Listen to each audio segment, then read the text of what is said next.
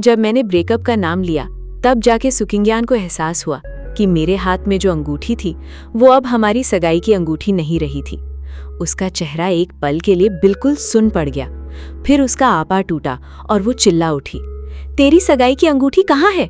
मैंने उसका हाथ झटका और सीधा पूछा, और तेरी कहाँ है? उसका रंग पहले पीला पड़ गया, फिर सुर्ख। 1 सेकंड बाद वो पागलों की तरह बेडरूम की तरफ भागी। मैंने एक कदम भी नहीं उठाया, बस खामोशी से उस हालत को देखता रहा। जानता था कि वो जिस चीज को ढूंढ रही है वो कभी नहीं मिलेगी। 1 महीने पहले उसके बचपन के यार ने मुझे उसकी अंगूठी की तस्वीर भेज दी थी, और मेरी अंगूठी वो तो काफी पहले ही उस यार के हाथ लग चुकी थी। ये सब शुरू हुआ था सगाई की दावत से थोड़ी देर पहले, जब सुकिंग्यान के बचपन के दोस्त ने मुझे एक शर्त लगाई। शर्त ये थी कि क्या मेरी मंगेतर दावत छोड़कर मुझे अकेला छोड़ देगी। उन सारी सालगिरहों और जन्मदिनों को याद करते हुए जब सुकिंग्यान ने मुझे बार बार धोखा दिया था, मैंने उसकी शर्त मान ली। बस इस बार मेरे दांव पर था उस औरत को हमेशा के लिए छोड़ देना। हर बार जब वो उस यार के लिए मुझे छोड़ जाती, मैं सुकिंग्यान को एक नया नंबर भेजता था। एक बार उसने मुझसे पूछा था कि इसका क्या मतलब है। मैं नशा किए हुआ था तो मजाक में कह दिया था, हर बार जब तुम मेरे दिल में खंजर घूंपती हो मैं एक नंबर मार्क करता हूँ। जब तुम 100 तक पहुँच जाओगी तो जो तुमसे प्यार करता था वो मर जाएगा, फिर मैं तुम्हें कभी नहीं चाहूँगा। जब नंबर 99 आया उसे कोई परवाह नहीं थी, जब 100 आया तब भी नहीं। सगाई की दावत वाले दिन एक फ़ोन कॉल पे सुकिंग्यान ने सगाई तोड़ दी। 7 साल मुझे चाहने के बाद मेरा दिल आखिरकार मर गया। वो जानती थी कि इस तरह छोड़ना मुझे हंसी का पात्र बना देगा। जब मैंने विनम्रता से गुजारिश की तब भी सुकिंग्यान ने बस एक ठंडा जुमला फेंका, सगाई एक बार के लिए टाली जा सकती है। तभी जिम मिंगवान का टेक्स्ट आया, मैं जीत गया। मेरे होठों पर एक कड़वी मुस्कुराहट आई। 7 साल मैंने इस औरत को प्यार किया, उसकी ठंड पिघलाने की कोशिश की, फिर भी एक मुकम्मल मजाक बन गया। सुकिंग्यान मुझे किसी भी वक्त कहीं भी किनारे कर सकती थी, चाहे मेरा जन्मदिन हो, हमारी डेटिंग की सालगिरह हो या कोई भी प्लान किया हुआ वक्त हो। और अब सगाई की दावत जैसे बड़े मौके पर भी उसने बिना हिचकिचाहट के छोड़ दिया। गहरे दर्द ने मुझे जकड़ लिया, लेकिन साथ ही एक राहत भी महसूस हुई। 7 सालों में मैंने बहुत कुछ झेला था, बहुत पहले ही मैं आगे बढ़ने में असमर्थ हो गया था। आज की दावत हमारे बीच की आखिरी मोड़ थी और सुकिंग्यान को बिल्कुल परवाह नहीं थी।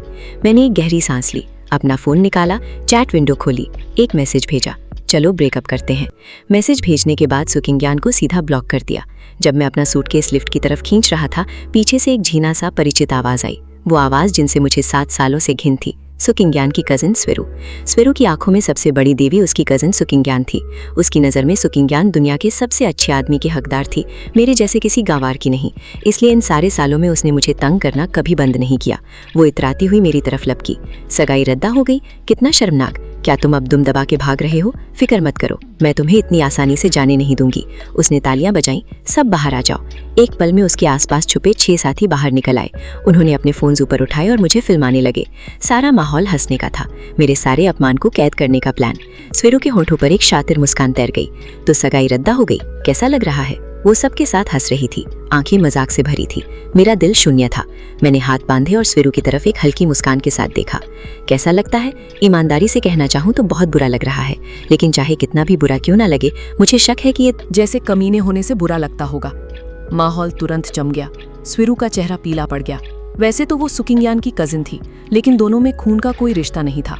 वो अपनी माँ के अफेयर से पैदा एक नाजायज औलाद थी। ये स्विरू का सबसे गहरी तकलीफ का जेवर था। वो आग बबूला हो गई। तुम मौत मांग रहे हो। जैसे ही उसने कहा, उसका हाथ ऊपर उठा और मेरे चेहरे पर थप्पड़ मारने के लिए घूमा। मैंने उसे ढीली नहीं दी, सीधा चकमा देके पीछे हटा और लात मारी, सीधी उसके पेट में।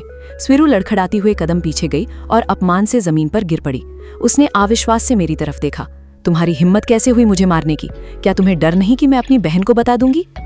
मैंने उसे ठंडे लहजे से देखा। तुम एक बड़ी बच्ची हो। मैंने तुम्हें पहले सिर्फ सुकिंग्यान की खातिर बर्दाश्त किया था, लेकिन अब मुझे सुकिंग्यान भी नहीं चाहिए, और तुम उम्मीद करती हो कि मैं तुम्हें बर्दाश्त करूंगा? मैंने अपना सूटकेस पकड़ा और जाने की तैयारी करने लगा। स्विरू फटे गले से चिल्लाई, ठीक है, अगर तुम्हारे पास सच में रीढ़ की हड्डी है तो कभी वापस मत आना, रोते हुए मत आना, और मेरी बहन से भीख मत मांगना कि वो तुम्हें वापस ले ले। मैं चलना रुक गया। स्विरू ने मुझे रुकते हुए देखा और तिरस्कार का भाव प्रकट किया। अब पछतावा हो रहा है? तुम बेशर्म पलटू कुत्ते, अगर तुम नहीं चाहते कि मैं अपनी बहन को बताऊं तो अभी घुटनों के बल बैठ जाओ और मेरे जूते चाटो, तब मैं तुम्हें उदारता से माफ कर दूंगी। मैंने अपने होंठ सिकोड़े। मैंने देखा कि स्विरू का एक साथी अभी भी अपने फोन से मुझे फिल्मा रहा था। मैंने शानत होकर फ़ोन की तरफ देखा। सुकिंगयान के साथ मेरा रिश्ता ख़त्म हो गया है। मैं इस जन्म में उससे कभी शादी नहीं करूँगा। सुकिंगयान अगली सुबह जल्दी विला लौट आई, सोफे पर बैठ गई, अपनी कनपटी मलने लगी। उसके ठंडे चेहरे पर थकान की एक लकीर साफ नजर आ रही थी। शिन, आओ मेरे सर की मालिश करो। काफ़ी देर तक कोई जवाब नहीं आया। पहले जब भी वो घर आती थी, मैं खुशी खुशी उसकी तरफ दौड़ा करता था, उसके कंधे दबाता था, उसे खुश करने की कोशिश करता था। लेकिन आज वो बड़ा विलास भरा विला ठंडा और खाली था। मेरा कोई नामो निशान नहीं था। इसके बजाय चुनी रसोई के दरवाजे पर खड़ी थी, अनोखे अंदाज में बोल रही थी, मिस्सू, मिस्टर सॉन्ग कल से वापस नहीं आए हैं। सुकिंगयान के चेहरे पर अधीरता का एक निशान आया। उसे लगा मैं फिर नाखरा कर रहा हूँ। उसने अपना फ़ोन निकाला, हमारी चैट विंडो खोली और तब ब्रेकअप का वो मैसेज देखा जो मैंने भेजा था। सुकिंगयान गुस्से में हंसी, अपने फ़ोन से अपनी सेक्रेटरी से बात की, लियोन, तुरंत टिकट बुक करो, मैं अमेरिका जाने वाली हूँ। चुन्नी से नहीं रहा गया। वो धीरे से बोली, मिस्टर सॉन्ग पूरी रात बाहर थे, क्या आपको फिक्र नहीं? सगाई जैसी बड़ी बात थी, आपने यूं ही रद्दा कर दी। सुकिंगयान समझ गई क्या मतलब था। मुझे उन्हें मनाने का वक्त नहीं है। वो सीधा चल दी। अमेरिका में मीटिंग 1 हफ्ते चलेगी। वो मुझे शांत होने के लिए 1 हफ्ता दे रही थी। तब तक वो सोच रही थी कि मैं हमेशा की तरह फरसानदार बन के वापस आ जाऊंगा। मैंने शांगचांग के लिए फ्लाइट ली और अपने छोटे से घर वापस पहुंचा। अपनाइयत का ये एहसास जो मैंने 7 सालों में कभी नहीं महसूस किया था। मैं दरवाज़ा खोल ही वाला था कि पड़ोस वाले घर का दरवाज़ा खुला। एक हड़बड़ाई हुई आकृति बाहर निकली। मैंने पहचान लिया, जियान बाईशान। बाईशान चौंक की मुड़ी और मुझे देखकर उसकी आंखें चमक उठीं। शे, तुम वापस आ गए? मैं मुस्कुराया। जियानी, मैं वापस आ गया हूँ। उसने मुझे बड़ा होते देखा था। वो मेरे लिए पड़ोसी बड़ी बहन भी थी। हम हमेशा करीब रहे थे, लेकिन इन पिछले सालों में मैं राजधानी में सुकिंगयान के इर्दा गिर्द घूमता रहा और वापस आने का कोई मौका नहीं मिला। बाईशान एक पल के लिए आश्चर्य से जम गई, फिर उसकी आंखों में अचानक अपार खुशी फूट पड़ी। वो जल्दी से मेरे पास आई। शिन, मेरा एक काम कर दो। क्या काम? मुझसे शादी कर लो। मैं अनजाने में एक कदम पीछे हटा गया। ये काफी अपमानजनक था। बाईजी ने जल्दी से समझाया। उसकी आवाज अब भावनाओं से रुंध गई। विदेश में एक्सीडेंट हो गया। वो अपने पीछे एक बच्चा छोड़ गया है। मुझे उस बच्चे को वापस लाना है, लेकिन वहाँ की पॉलिसी के मुताबिक बच्चे को गोद लेने से पहले मेरा शादीशुदा होना ज़रूरी है। मेरे पास सच में कोई और चारा नहीं। शिन, बस शादी का रजिस्ट्रेशन कराने में मेरी मदद कर दो। जब मैं वापस आऊँगी तो तुम्हें तलाक दे दूँगी। इस वक्त श्याम कुछ और सोच ही नहीं सकता था। मेरा दिल दहल गया, जैसे मुझे उस भयंकर अंजाम का एहसास हो गया हो। मेरी आवाज़ भी कांप उठी। भाई, आशा को क्या हुआ? बाईजी की आंख से एक आंसू टपक पड़ा। वो मर गया है। मेरे कदम डगमगा गए। जब मैं छोटा था, भाई आशा अक्सर मेरा ख्याल रखते थे। वो पड़ोसी का एक सौम्य लेकिन मजबूत लड़का था। मुझे कभी उम्मीद नहीं थी कि अब उसका इकलौता वारिस इतनी खतरनाक जगह पर होगा। हमें उस बच्चे को वापस लाना ही था। मैंने तुरंत कहा, जियान, एक पल के लिए मेरा इंतजार करो। मैं अपने दस्तावेज ले आता हूँ और तुम्हारे साथ सिविल अफेयर्स ब्यूरो चलता हूँ। शादी करना बहुत आसान काम था।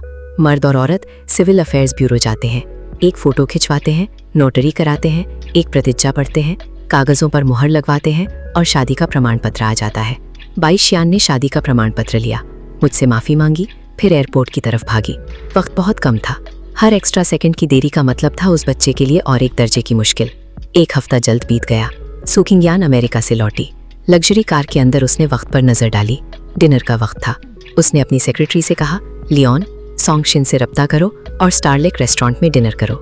लियोन ने तुरंत सहमति जाहिर की और मुझे फ़ोन करने के लिए अपना फ़ोन निकाला। किसी ने नहीं उठाया। उसने अपनी भौहें से खोड़ी। प्रेसिडेंट सू, मिस्टर सॉन्ग ने जवाब नहीं दिया। सुकिंगयान ने अपनी भौहें से खोड़ी। वो एक अति सुंदर आभूषण बॉक्स पकड़े हुए थी।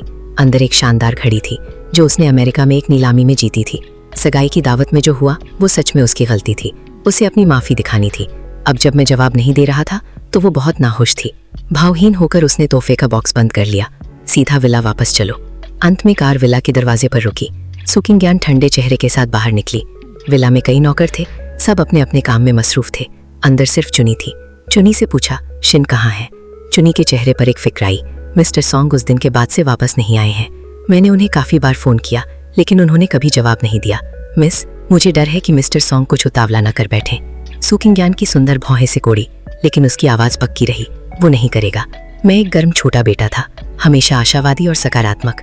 मेरे जैसा कोई कभी नहीं टूटेगा। शायद इसलिए कि सगाई की दावत रद्दा हो गई थी, मैं इस बार सच में गुस्से में था। सुकिंगयान ने अंदर ही अंदर अपना फ़ोन निकाला, मुझे टेक्स्ट किया, वापस आ जाओ, मैं तुम्हारे लिए इससे भी भव्य सगाई की दावत रखूंगी। मैसेज भेजा गया, लेकिन जवाब में एक बड़ा लाला विस्मयादि बोधक चिन्ह आया। मैंने सच में उसे डिलीट कर दिया था। सुकिंगयान गुस्से में हंसी। मैंने पहले भी नाखरा किया था, लेकिन मैंने उसे कभी ब्लॉक नहीं किया था। इस बार मैं वाकई बहुत परेशान था। फिर भी सुकिंग्यान को संकट का कोई एहसास नहीं हुआ। उसे बस लगा मैं हंगामा कर रहा हूँ। लियोन, पता लगाओ कि शिन कहाँ गया। लियोन ने जल्द ही पता लगा लिया। मिस्टर सॉन्ग अपने गृहनगर शांग सॉन्ग वापस चले गए हैं। सुकिंग्यान तुरंत हंसी और हैरान भी हुई। सच में वो अपने गृहनगर भी भाग गया। लियोन, जाओ उसे वापस लाओ। जहाँ तक मेरी और शांग की बात है, मैं पिछले 1 हफ्ते से बहुत सुकून में था, क्योंकि घर का यार्ड काफी अरसे से किसी ने संभाला नहीं था। मैंने आंगन का फिर से जीर्णोद्धार कराने के लिए लोग काम पर रखे। फिर मैंने अपने पसंदीदा कमेलिया लगाए। मिर्च उगाने के लिए जमीन का एक टुकड़ा भी तैयार किया। सिर्फ एक छोटे से हफ्ते में यार्ड बिल्कुल बदल गया था। हाल ही में शांग में एक सूटेबल स्टोर फ्रंट की तलाश कर रहा था। फूलों की दुकान खोलने की योजना बना रहा था। जब मैं यार्ड में पौधों को पानी दे रहा था, तभी दरवाजे पर दस्तक हुई। मुझे लगा मिट्टी की डिलीवरी है, लेकिन जब मैंने दरवाजा खोला तो लियोन वहां खड़ी थी। मेरे मुंह का कोना फड़फड़ाया। मैंने तुरंत दरवाजा बंद करने की कोशिश की, लेकिन लियोन ने रोकने के लिए हाथ बढ़ाया। मिस्टर सॉन्ग, प्रेसिडेंट ने मुझे आपको वापस लाने के लिए भेजा है। मैं दरवाजा बंद नहीं कर सका, तो मैंने हार मान ली और अपने हाथ बांधे। घुटनों के बल बैठकर मुझसे भीख मांगो और मैं तुम्हारे साथ वापस चला जाऊंगा। लियोन के ठंडे चेहरे पर एक दरार आई। उसके हाव भाव में दुर्लभ गुस्सा उभर आया। मिस्टर सॉन्ग, आपको समझना चाहिए कि प्रेसिडेंट सू के साथ आपका रिश्ता गैर बराबर है। प्रेसिडेंट सू का मुझे आपको लाने के लिए भेजना पहले ही आपको इज्जत दे रहा है।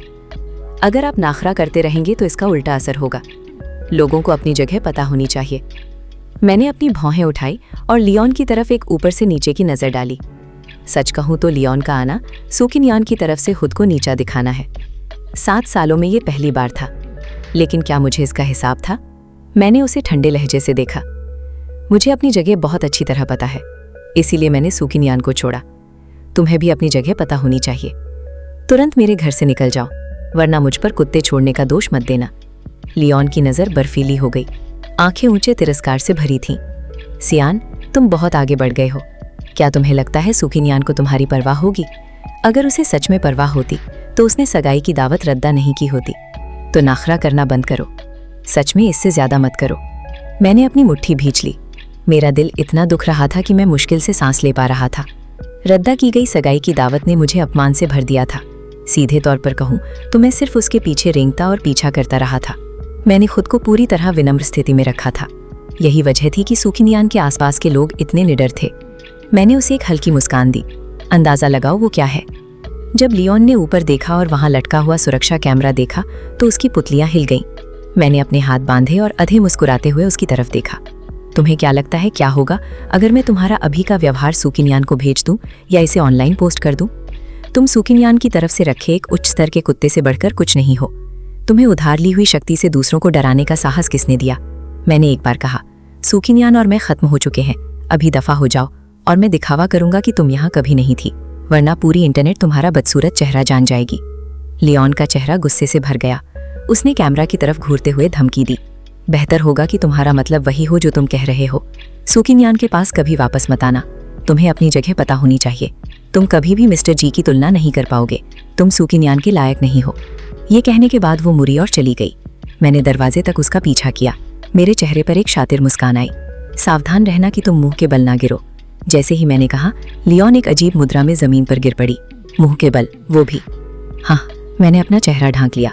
वो गिरावट कोई हल्की नहीं थी। जब उसने अपना सर उठाया तो वो पहले से ही चोटिल और सूजी हुई थी। उसने मुझे शातिर तरीके से घूरा, तुम मनहूस। फिर उसने अपना चेहरा ढांक लिया। अपनी घायल टांग को घिसाते हुए लंगड़ा कर चली गई। मेरी आंखों में एक बड़ा झटका फूट पड़ा। मेरा मनहूस मुंह वापस आ गया था। बचपन से ही मुझ में ये मनहूसत की खासियत थी। जब मैं पहली बार राजधानी गया था, मुझे किसी चीज का डर नहीं था, लेकिन सुकिन्यान को ये पसंद नहीं था। वो हमेशा मुझे अपने मनहूस मुंह से मुसीबत खड़ी करने के लिए डांटती रहती थी। बाद में मैंने खुद पर शक करना और खुद से नफरत करना शुरू कर दिया, और बस ऐसे ही ये खासियत गायब हो गई। मुझे कभी उम्मीद नहीं थी कि ये अब वापस आ जाएगी। फिर मैं मुड़ा और अपने छोटे सियांगान में वापस चला गया। खुशी खुशी फिर से जमीन की देखभाल करने लगा। वैसे भी वो अब मुझसे राब्ता नहीं कर सकते थे। जब मैंने राजधानी छोड़ी थी तो मेरा फोन खाई में फेंक दिया गया था। इस वक्त लियोन अपने घायल जिस्म को गाड़ी में घिसाते हुए ले गई और सुकिन्यान को फोन किया। हे प्रेसिडेंट सू, मिस्टर सॉन्ग वापस आने से इनकार कर रहे हैं। दूसरी तरफ सुकिन्यान काफी देर तक खामोश रही। लियोन ने सावधानी से कहा, प्रेसिडेंट सू, क्योंकि मिस्टर सॉन्ग वापस नहीं आना चाहते, जाने दीजिए। फोन के जरिए सुकिन्यान की ठंडी आवाज आई, उसे वापस लाने का कोई तरीका ढूंढो। तुम उससे भीख मांग सकती हो। ये कहने के बाद सुकिंगयान ने फोन काट दिया। लियोन को गाड़ी में पीले चेहरे के साथ छोड़ दिया। उसने अपने हाथ में फोन कसकर पकड़ा रखा था। उसने एक गहरी सांस ली। कुछ ही देर बाद मुझे फिर से दस्तक सुनाई दी। इस बार मुझे लगा कि मिट्टी की डिलीवरी है, लेकिन जब मैंने दरवाजा खोला तो मैंने लियोन का चोटिल और सूजा हुआ चेहरा देखा। मैंने अधीरता से पूछा, तुम अभी भी यहाँ क्यों हो? लियोन अपना गुस्सा दबा रही थी। फिर मुझे एक डिब्बू दिया। मिस्टर सॉन्ग, मेरा रवैया अभी खराब था। कृपया उदार बने और मुझे माफ कर दें। मिस सू सच में आपकी परवाह करती हैं। वो राजधानी में आपका इंतजार कर रही हैं। कृपया मेरे साथ वापस चलें। मैं काफ़ी हैरान था। सुकिंगयान वाकई लियोन को इस तरह नीचा दिखा सकती थी। ऐसा लग रहा था कि वो सच में मुझे खोना बर्दाश्त नहीं कर सकती थी। बहुत बुरा हुआ कि मुझे अब इसकी ज़रूरत नहीं थी। मैंने सीधा दरवाज़ा बंद कर दिया और इसे नज़रअंदाज कर दिया। लेकिन लियोन एक ज़िद्दी गोंद के टुकड़े की तरह थी। पूरे वक्त मेरे सामने के दरवाजे की रखवाली कर रही थी। मुझे लगा कि मुझे उसके साथ वक्त बर्बाद नहीं करना चाहिए, इसलिए मैंने एक बैकपैक पहना और सफ़र करने के लिए पिछले दरवाजे से चुपके से निकल गया। लियोन ने पूरा दिन वहाँ इंतज़ार किया। जब उसे एहसास हुआ कि मैं एक बार भी बाहर नहीं आया तो उसे पता था कि कुछ गड़बड़ है। उसके सर में दर्द होने लगा। उसे धुंधला एहसास हुआ कि चीज़ें उसकी उम्मीदों से परे चली गई हैं और एक बेकाबू दिशा में बढ़ रही हैं। तभी सुकिंगयान का फ़ोन आया। उसने जवाब दिया।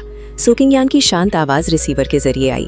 क्या तुम उसे वापस लाई? लियोन ने घबराहट में थूका निकाला। मिस्टर सॉन्ग, उन्होंने चुपके से यान सिटी का टिकट खरीदा है। सुकिंगयान ने तुरंत फ़ोन काट दिया।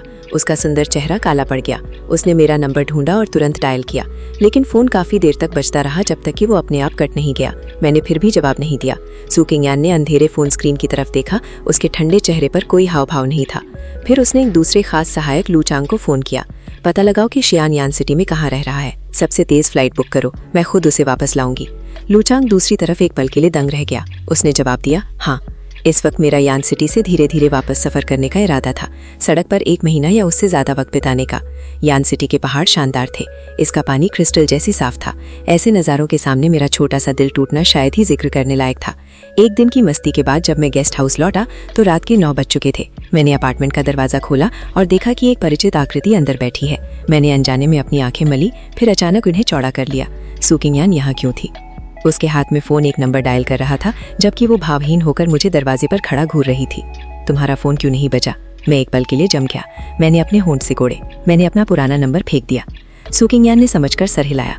मैं तुम्हें बाद में एक नया फ़ोन दूंगी। अब अपना सामान पैक करो और मेरे साथ राजधानी वापस चलो। मेरे मुंह का कोना फड़फड़ाया। मैं अनजाने में एक कदम पीछे हट गया। सुकिंगयान, हम पहले ही ब्रेकअप कर चुके हैं। सुकिंगयान ने अपनी भौहें सिकोड़ी। सिर्फ इसलिए कि मैंने सगाई की दावत रद्द कर दी, तुम्हें इतनी परवाह है? मैंने खामोशी में अपने होंठ दबा लिए। सुकिंगयान मेरे पास आई और आह भरी, मैं एक और भी भव्य सगाई की दावत के साथ इसकी भरपाई करूंगा। अब नाराज मत हो, ठीक है? देखो, मैं खुद तुम्हें ढूंढने आई हूँ। मैंने एक उपहासपूर्ण हासी छोड़ी। इसीलिए मुझे गहरी शुक्रगुजारी होनी चाहिए। तुम्हारी ऊंची चैरिटी के लिए शुक्रिया। सुकिंगयान, मुझे तुम्हारी दया नहीं चाहिए और मुझे तुम भी नहीं चाहिए। चलो ब्रेकअप करते हैं। मुझे फिर से ब्रेकअप का जिक्र करते हुए सुनकर सुकिंगयान, जो मुझे सब्र से मनाने की कोशिश कर रही थी, तुरंत ठंडी हो गई। ब्रेकअप? क्या तुम उसे बर्दाश्त कर सकते हो? उसके लहजे में अहंकार और तिरस्कार था। वो अल्फाज एक चाकू की तरह थे, मेरे सीने में जोर से चुभ रहे थे। मैंने एक गहरी सांस ली और सुकिंगयान की तरफ दृढ़ता से देखा। मैं कर सकता हूँ, मैं करूँगा। फिर मैंने अपार्टमेंट के दरवाजे की तरफ इशारा किया। अब कृपया चली जाओ। मेरी आंखों में शांति और उदासीनता ने हमेशा गर्व करने वाली सुकिंगयान को डंग छोड़ दिया। 7 सालों तक उसके सामने मैं हमेशा एक खुश मिजाज बेटा रहा था। कभी एक बार भी ठंडा चेहरा नहीं दिखाया था, लेकिन अब मैं उसे अजनबी लग रहा था। खासकर मेरी उदासीन नज़र, जिसने उसे असहज कर दिया। उसने अपने पेट में मरोड़ उठते हुए महसूस किए और अपनी भौं मली। शेन, मुसीबत खड़ी करना बंद करो। तुम जानती हो कि मैं व्यस्त हूँ। मेरे पास तुम्हें मनाने का वक्त नहीं है। अच्छे बनो। सुकिंगयान के चेहरे पर थकान असली थी। वो यहाँ पहुँचने के लिए रात भर की फ्लाइट से आई थी। 10 बजे के बाद गेस्ट हाउस पहुँचने के बाद वो पूरे वक्त जागती रही और मेरा इंतज़ार करती रही। वो पहले ही खुद को नीचे दिखा चुकी थी। मुझे संतुष्ट होना चाहिए था और मुझे दिए गए रास्ते से हट जाना चाहिए था, लेकिन मैं कई और कदम पीछे हट गया। जिस तरह से मैं उसे देख रहा था, उसमें कोई प्यार नहीं बचा था। सुकिंगयान, मुझे तुम्हारी ज़रूरत नहीं कि तुम मुझे मनाओ। तुमने पहले ऐसा नहीं किया था और मुझे भविष्य में इसकी ज़रूरत नहीं होगी। ये वो जगह है जहाँ हम ख़त्म होते हैं। फिर मैं मुड़ा और जाने की तैयारी करने लगा, क्योंकि वो नहीं जाएगी तो मैं जाऊँगा। मैं बस मुड़ा ही था कि मेरे पीछे एक ज़ोरदार धमाका हुआ। मैं सदमे में पीछे मुड़ा और देखा कि सुकिंगयान फर्श पर गिर पड़ी है। तुरंत लूचंग मेरे पास से गुजरा और सुकिंग्यान के पास गया। प्रेसिडेंट सू, क्या आप ठीक हैं? लूचंग घबराया हुआ लग रहा था। उसने मुझे डांटा। मिस सू आपको ढूंढने के लिए रात भर की फ्लाइट से आई। कल से अब तक उन्होंने पानी की एक घूंट भी नहीं पी है। मिस्टर सॉन्ग, आप बहुत ज्यादा पत्थर दिल हो रहे हैं। मैंने अपना फोन निकाला और 120 डायल किया, स्थिति समझाई, फिर फोन काट दिया। मैंने उसके लिए आपातकालीन सेवाओं को पहले ही फोन कर दिया था। ये पत्थर दिल नहीं है ना? उसी के साथ मैं मुड़ा और चला गया। लूचंग ने सदमे में मेरी पीठ से कहा, क्या आप मिस फू की देखभाल करने के लिए अस्पताल नहीं जा रहे? मैं चलना नहीं रुका। मैं डॉक्टर नहीं हूँ, मेरे जाने का क्या मतलब है? सुकिंग्यान के पेट में तेज दर्द के कारण मरोड़ उठने लगी। उसकी धुंधली दृष्टि में मेरी दृढ़ विदा लेती हुई आकृति थी। हाँ, सुकिंग्यान से मिलना अप्रत्याशित और अशुभ था। यान सिटी में रहने की मेरी कोई जरूरत नहीं रही थी। ये कहानी यहाँ खत्म नहीं होती। इस मनवा में आगे और भी बहुत कुछ होता है। सुकिंग्यान का पछतावा जो दर्द के साथ आंसू बहाता हुआ आता है। 22 यान के साथ एक नई जिंदगी का आगाज और वो बच्चा जो बहुत दूर फंसा हुआ है, जिसे घर लाना है। हर सीन में टेंशन है, हर मोड़ पर एक नया ट्विस्ट है। अगर ये स्टोरी पसंद आई तो चैनल सब्सक्राइब करो और कमेंट में बताओ कि क्या सुकिंग्यान वाकई चेंज हो सकती है या इसके लिए बहुत देर हो चुकी है। अगली वीडियो में मिलते हैं, तब तक अपना ख्याल रखो।